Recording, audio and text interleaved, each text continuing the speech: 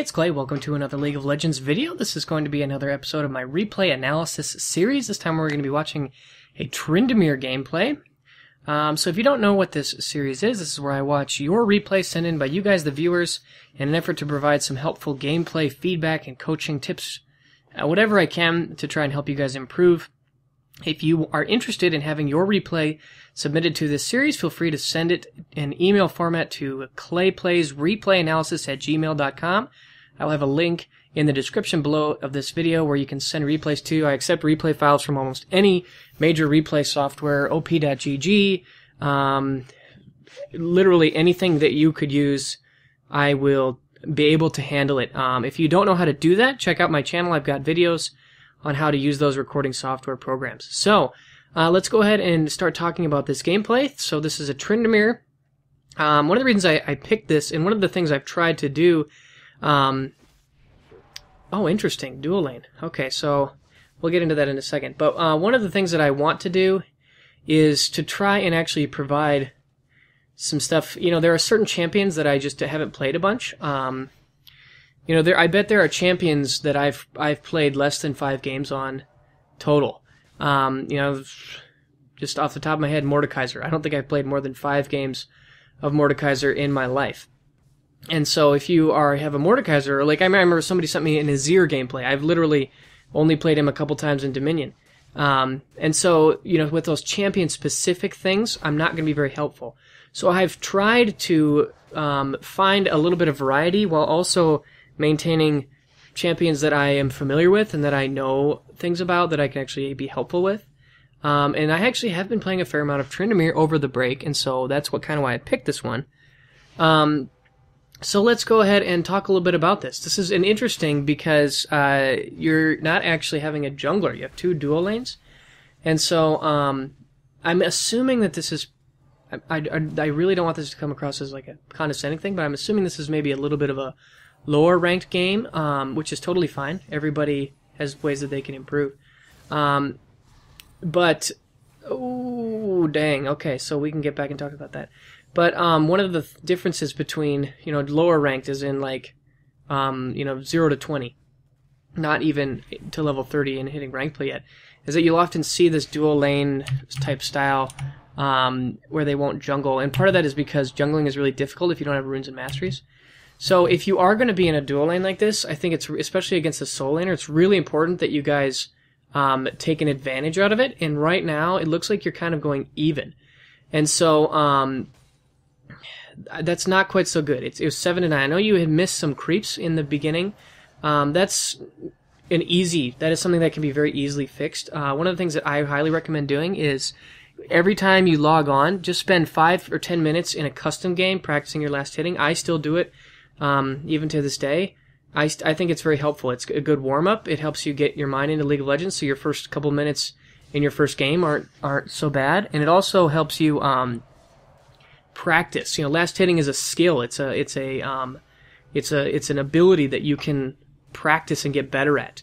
And it's a part of the game that I've always actually really enjoyed, but I know that some people find it to be a little bit difficult, and so I would definitely recommend practicing last hitting in a custom match. What I usually do is I take Ezreal, because he's a champion I'm familiar with. I take no runes or masteries, or I take AP runes and masteries, and then I force myself to just sit in mid lane and last hit. I don't even touch creeps, or I don't even put other champions until the last hit is available.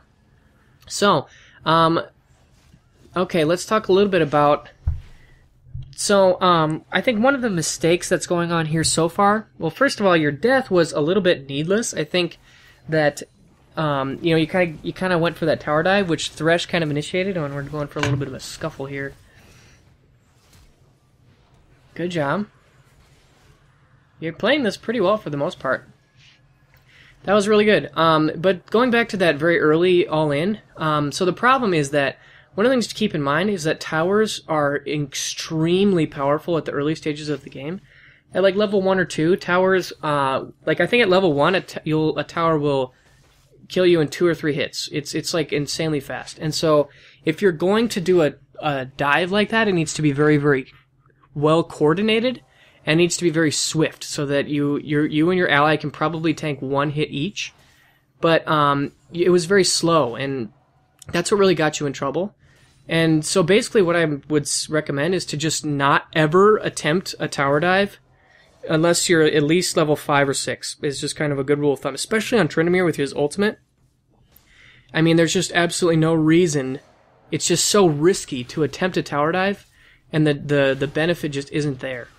So that was really nice.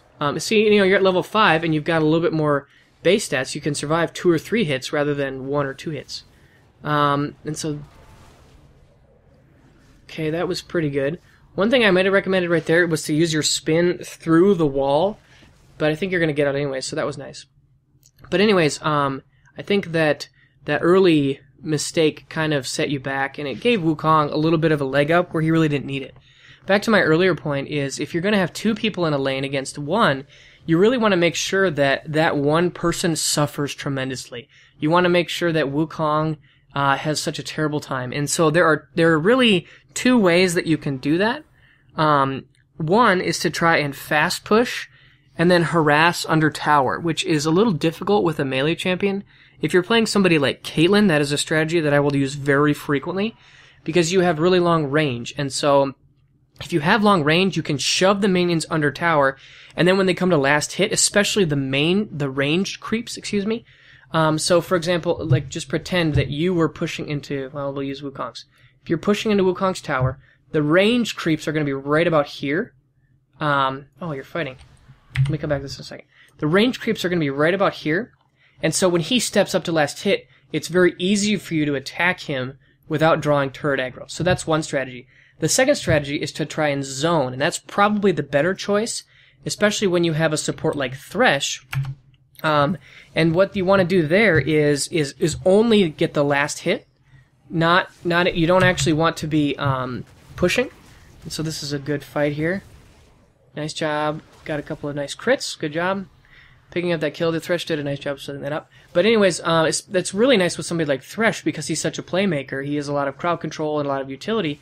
And so what you want to do is freeze the wave. You want to make so like in a position like this, you don't actually want to be auto attacking all of these creeps. You want to okay, this is good. You want to leave right here and then only last hit. So right here when you're pushing, that's actually kind of bad. And what you want is you want to keep these blue minions pushing faster than your red minions into your tower. And so that forces Wukong to be zoned away from the creeps so that he cannot safely come last hit, because Thresh will just easily walk up and stun him, and then you can kill him. And so that's how you create an even bigger CS discrepancy than you have now. So I would pick one of those 2 and really stick to it. But instead, I think that what's kind of gone on is you really haven't been denying him as heavily as you really could. And another thing to keep in mind, too, is that because he's gotten so much experience, Wukong actually has an XP lead, a level advantage over you. He's level 7, where you're level 6, and that's because you're splitting CS experience with Thresh.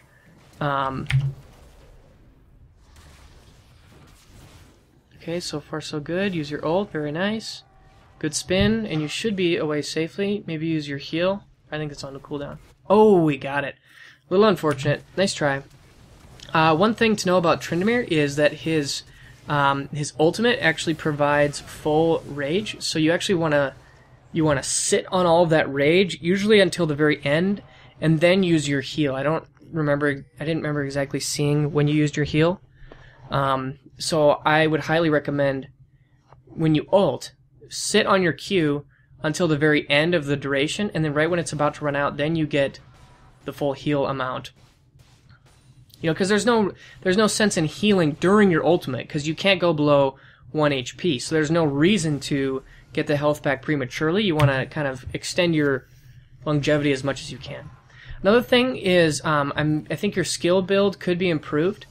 It isn't so much a big deal because Thresh has been with you, making a lot of plays, but my preferred skill build on Tryndamere is I always start E, and then I usually take 2 points in Q at level 2 and 3, and then at level 4 I take 1 point in my W.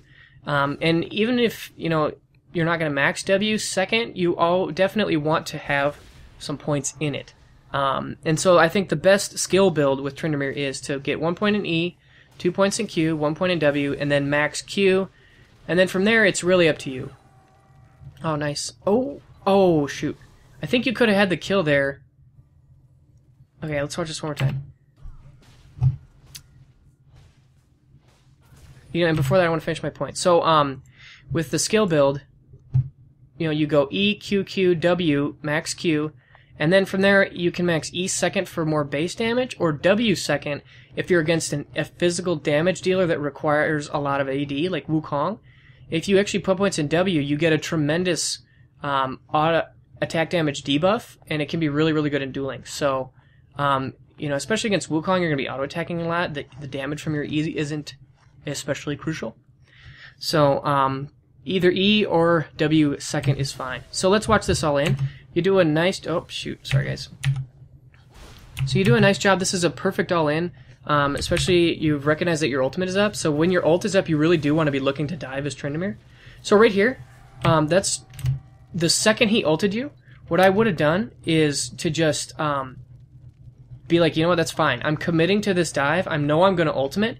So just sit here and auto-attack him. I think you could have killed him 1 little second faster, but you kind of walked backwards. And then right there, what you could have done, let's actually watch this in slow motion to really hammer this home. Okay, so we know he's going to ult you. Okay, so right here, I would just start auto-attacking him. You could even use your bilge water, which I don't think you did. See, you're starting to kind of run away, you're getting a little panic, and then you decide, you know what, I'm just going to fight him. So 1 more auto-attack, so then he goes into his clone form. Okay, that's fine. Now, just sit here and wait, and then pause. So right here, if you were just patient enough and realize, you know what, I've got 5 seconds on my ult, you know, you've got about half of the duration left, at least 2.5 seconds. So you could be just sitting right here, waiting for him to come out of his W, and then use the damage from your spinning splash to get you in this direction, and then you pick up the kill. And then use your Q at the end. That's good. And you definitely should be staying, because you do have quite a bit of lifesteal. I wouldn't be that afraid.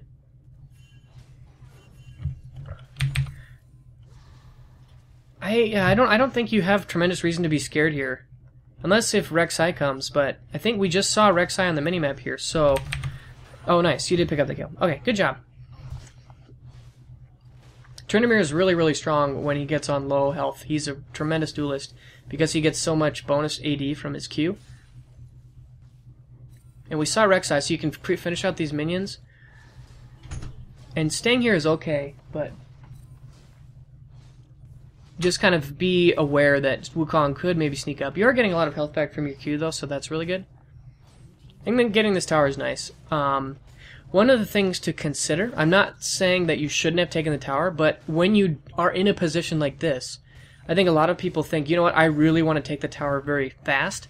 But one of the things I remember I've kind of picked out from watching a lot of streamers, like I used to watch Voyboy a lot when he played top lane years ago, and I still watch Wings of Death quite a bit because I just like his commentary. And one of the interesting things that they will do is they will intentionally leave the tower up when they're strong. So right here, you're clearly stronger than Wukong. You've got a 30 CS advantage. You're Tryndamere. I think you're going to be more powerful than him. Did he DC? Okay, good spinning slash there. But if you leave the tower up, what that does is it leaves an opportunity for... oh, that's kind of a freak. You can use your bilge. I think you already did. But it leaves up an opportunity for you to deny your opponent minions. So when you are strong and you know for sure you can beat them in 1v1, having the tower... Sorry, I just want to finish my point before I continue watching this. So if the tower is up, you're stronger than him. So you can push him away from minions, or you can kill him and force him to go back to be at base. And then all of these minion waves that are coming out of your base are just going to die to the tower over and over again. And what you're doing is you're removing gold and XP that should be going to someone on their enemy team that's not. So you're creating a tremendous advantage. And basically, there's no way for your opponent to get back in the game.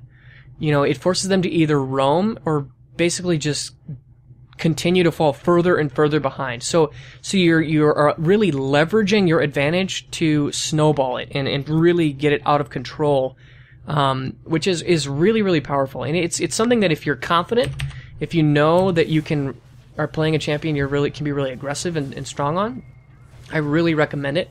But it's a little bit riskier just because, I don't know, it kind of requires a little bit smarter knowledge of freezing and pushing and how to really take advantage of the advantage that you have. Take advantage of the advantage you have. But just something to think about. If you automatically take the tower as quick as you can, you do not give yourself the ability to do that. So, just something to think about. As a top laner, knowing how to really leverage minion waves in your advantage is a really crucial skill that separates kind of the men from the boys, in my opinion. So let's talk a little bit more about Tryndamere. First of all, I would really prefer to see Ghost instead of Heal, and I really also do like Ignite. I've experimented with some different summoner spells on Tryndamere, and I really am confident that Ghost Ignite is the best way to go. Ghost is so good on Tryndamere because one of his biggest problems is that he's not very sticky. And so for you, I think that especially, because you haven't put any points in your W, having Ghost would be all the better. Tryndamere doesn't really have any mobility other than his E, and his E is a really important part of his kit, but then between E and Blade of the Ruined King and Ghost, you basically become just an absolute monster and nobody can escape from you. And so it's just a really strong choice, in my opinion. Also, we talked a little bit about the skill build. I would love to see you have max Q, 1 point in W, and now be maxing E. And then for items, this is the conclusion that I came to. So what I really like to do on Tryndamere is to start off with a Bilgewater Cutlass, which you did. And then I like to pause and finish a Static Shiv. And especially get the Avarice Blade, because you can get some of that gold generation going in the mid-game. And then you can do Berserker Greaves, or I also really, really like Merc Treads, especially against a team with Ashe, Annie, Rek'Sai. Just Ashe and Annie, I think. With stuns, having Merc Treads is really, really valuable. The extra attack speed is good. It's a very good offensive stat. But I also am a big believer in the tenacity from Merc Treads. So that's something to consider. Oh, looks like a little bit, that happens. Even, that, I think you just kind of fail pressing your ultimate. That totally happens. But anyways, to finish my itemization point, so I like to go Bilgewater into a completed Static Shiv, and then from there, I kind of decide, I really like to go into Infinity Edge, so then you're sitting on a ton of crit, and then you hit like an absolute truck with Infinity Edge Static Shiv. And then after that, I like to finish the Bilgewater up into the completed Blade of the Ruined King. So the biggest thing about Blade of the Ruined King, it's a really good item on Tryndamere, but I don't know if the completed Blade of the Ruined King is best as a first item compared to Static Shiv. Static Shiv is a really, really good mid-game power spike on its own, because it gives you that on-hit magic damage, which means it's really hard to itemize against you. Without Static Shiv, you're pure physical damage, and so it's, they can get Ninja Tabby, they can get Warden's Mail, and you're kind of shucks out of luck. But with Static Shiv, you have to worry about a little bit of magic damage. You get the move speed. I mean, it just does a lot. Static Shiv is so good on Tryndamere. It's absolutely the best item. And so that's kind of my preference. Blade of the Ruined King is best as kind of a mid to late game item. You get that max HP damage, which means that even if they get tanky, there's nothing that can be done. It's just something to consider. You can go Bilgewater, Static Shiv, and then finish your Blade of the Ruined King if you want, before you go Infinity Edge. That's totally fine. And then for a last item, Last Whisper is standard, and then from there, it depends. One build, though, that I experimented with and actually really liked is if you're going up against some really highly mobile opponents, not necessarily some really beefy tanks, I really, really like going for a Youmuu's Ghostblade instead of the Infinity Edge in the mid-game. So the build would be Bilgewater, Static Shiv, and then Ghostblade. And what that does is it gives you even more mobility. because you just become absolutely unbelievably mobile with between Ghost and your E and your W and the Bilgewater and the Blade of the Ruined King. I mean, you just have so much mobility. And also, the flat armor pen is really, really effective against low armor targets. I mean, it just is a really, really strong mid-game power spike. Infinity Edge is definitely a better late-game item. You get more crit, you get that big 250% multiplier. But I really enjoyed Ghostblade on Tryndamere. I actually think that it should be something that's picked up more frequently on him. Not to say that Infinity Edge is a bad item, but I just really, really like to go for a Youmuu's Ghostblade. And then Tryndamere is actually somebody who can get away with going 6 offensive items, because you're probably going to want to be split pushing. So one of the things, you can play Tryndamere in kind of a grouped teamfight setting, kind of like what you're doing. But I'm a really, really big fan of trying to find a split push situation on Tryndamere. I just think that it is so good. Tryndamere is, without a doubt, the best duelist in the game. I think just hands down, in a late game situation, he is the best duelist. If you are going to play him in teamfights, you need to play him as an assassin. You need to wait for the cooldowns to be blown and then kind of find your moment to go in on a squishy target. But it can be really hard. Tryndamere can be shut down really easily by a lot of crowd control, and especially this team has a lot of CC. So I personally think split pushing would be the right choice. Especially bottom with that tower up, I would really like to see split push. And in that situation, then you really want to go for 6 damage items, because getting a defensive item on Tryndamere doesn't really make sense, because you have your ultimate, and that in and of itself is like the best tank steroid that you could possibly have. So that's just kind of my thought process on a defensive item. Like, why would you want to get a defensive item when you've got 5 seconds of invulnerability? Like, think about it, there's no way, like, your tank stats don't make your ult better. They don't mean, it doesn't make your whatever you do more effective. You still have your ultimate. There's nothing, you can't make, just going below 0 health, you can't make Tryndamere's ult better, is basically what I'm trying to say. So go for 6 offensive items, Yeah, you could go, man, there's a whole bunch of different things you could do for that lifesteal item. You can go double lifesteal, so you could do Blade of the Ruined King, Static Shave, Infinity Edge, Last Whisper, and then you could do a Bloodthirster, or even a Hydra. A lot of lifesteal, a lot of pushing power, really good in more sustained drawn-out fights. Or you could go for another crit item for just like two-shotting people.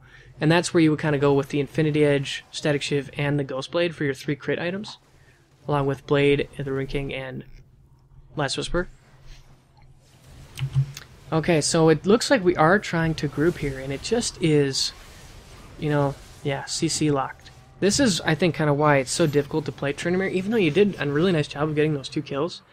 It's just so difficult to really maneuver successfully.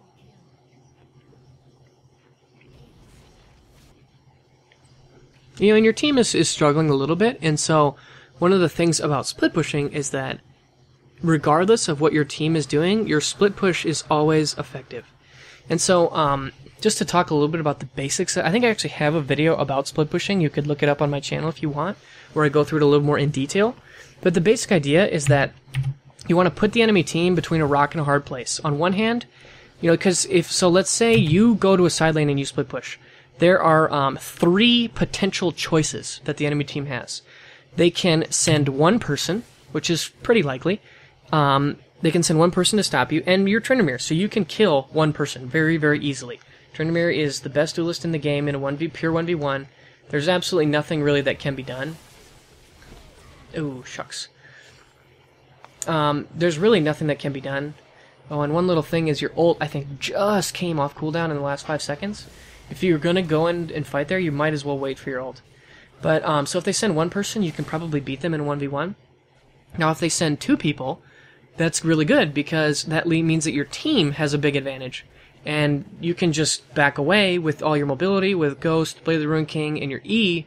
You should have a very easy time escaping, and even getting to the point where you can kill 2 people pretty quickly during the 5-second invulnerability of your ult. And then if they send nobody, then you just kill all the towers, and you tell your teammates to just pull back and defend. Between you don't really have the best team for that because you have 280 carries with no CC, but if you've got some mages that have like a champion like Ziggs or Xerath that has really, really good wave clear, if you've got a champion like Janna who's got really good disengage, that's exactly what you want to have in the 4-man squad. And so just communicate with your team and say, hey, I'm going to go split push. Why don't you guys just try to group together? And usually, especially once you get into rank play, people know how to react a little bit better to a split push. But if they don't, you can just try to explain to them, don't fight 5v4. If they send 2 people, then you guys should push. If they send 1 person, I'll kill them. It's pretty easy to get going. And, even if your team is dying, Tryndamere takes towers so fast that you can probably get some work done. Now, the last thing I need to say about split pushing is that warding is incredibly crucial. If you are going to split push, you really need to ward your flanks. And if you can kind of get away with it a little bit if you have good map awareness. And by that I mean you're watching the minimap. So right now I'm watching the minimap. I see Wukong, I see Ashe, I saw Rek'Sai. So there are 3 champions. I think I just saw 4. So that leaves Yasuo. I think you could easily take Yasuo in a 1v1. I would have just gone all in, and you could have killed Yasuo here pretty easily, I think. Even under tower. With your blade and your ignite, I think this is an easy kill. Nice job on that ward. I think you should easily dive this guy. But,